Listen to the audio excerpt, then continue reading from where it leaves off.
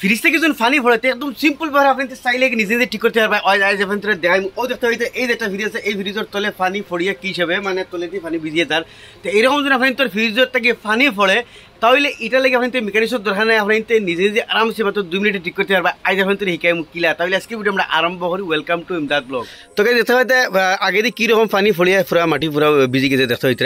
তো ফ্রিজের আগে দিয়ে ওবা দিয়ে বডি হিসেবে কী হিসেবে পানি পড়ছে আমি আপনার দেখাই পুরা ভিজি গেছে। এই আইসবক্স থেকে আমরা বরফ ধরে বরফ গলিয়ে পানি দিতে লাগে খরে দিই, কিন্তু এটার আগে দিয়ে আইয়া এইখানে মাঝে দেখতে হইতে পুরা পানি মানে ওবা দিয়ে পানি দেখতে হইতে আতর মাঝে পুরা পানি আইয়া পুরা ফ্লোরটা মানে আপনি তোর ভিজি যায়।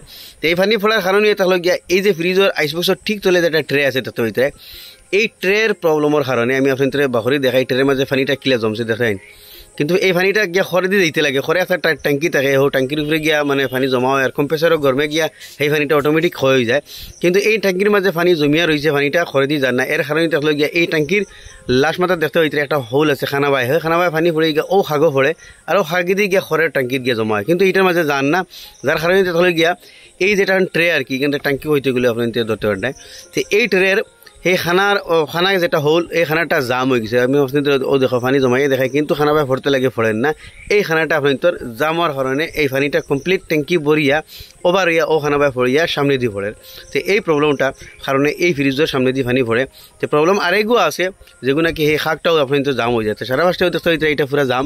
এই জামটা আমি ক্লিয়ার করিলাই, ক্লিয়ার করিয়া বাদে আমরা ও শাক যেটা আগু ক্লিয়ার করতে লাগবো। তো সারা পাঁচটে আমি এই শাকটা আমি আপনার ক্লিয়ার করে দেখাই দেখতে হইতে। আর একটা জিনিস চেক করবা এই ট্যাঙ্কি এই ট্রে যেখান যায় এইখান যদি আপনার তোর ফাটিও যায় তাহলে আপনার তোর আগে দিয়ে পানি পড়বো। খানা ক্লিয়ার থাকলেও আপনি তোর আগে দিয়ে পানি পড়বো। তো ইয়াদ রবা ফলে ফার্স্টে খানাটা চেক করবা, এর বাদে এই ট্রেটা ফাটিছে না না ওখান চেক করবা।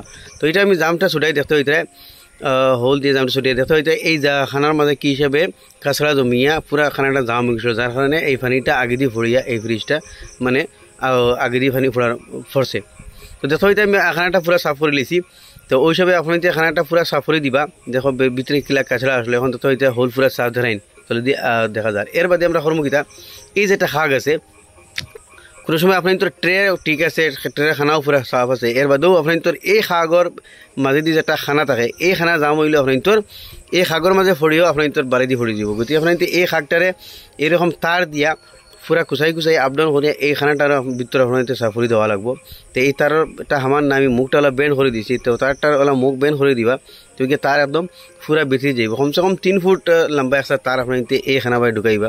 যদি আপনার তো ট্রে ঠিক থাকে, ট্রে ফাটিছে না, এই ট্রের খানাও পুরা সাফ আছে, তাইলে এই খানাটার মাঝে এরকম তার হারাই ঠিকছে আপডাউন করবা, তাইলে কি থাকবো এই খানার মাঝে যেটা কাছড়া আছে সাফ হয়ে যাবে। এখন আমরা পানি দিয়ে চেক করবো যে পানি জানি না ওভার ইয়ে পড়ে দেয়, হয়তো পানি যার যদি আপনি তো খানা জাম থাকে তাইলে পানি দেওয়ার পরে পানি ওটা আপনি তো ভিতরে না গিয়ে ওভার ইয়ে বাড়ি দিয়ে পড়বো।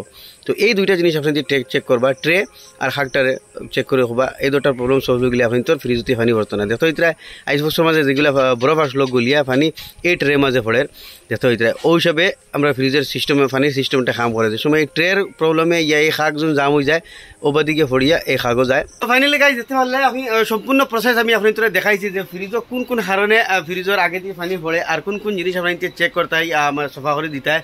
তো আশা করি আপনার এই ভিডিও ভালো লাগলে নিশ্চয়ই শেয়ার করবা, এরকম নিত্য নতুন ইনফরমেটিভ ভিডিও দেখলে আমার পেজে ফলো করবা, ইউটিউবে দেখলে সাবস্ক্রাইব করবা।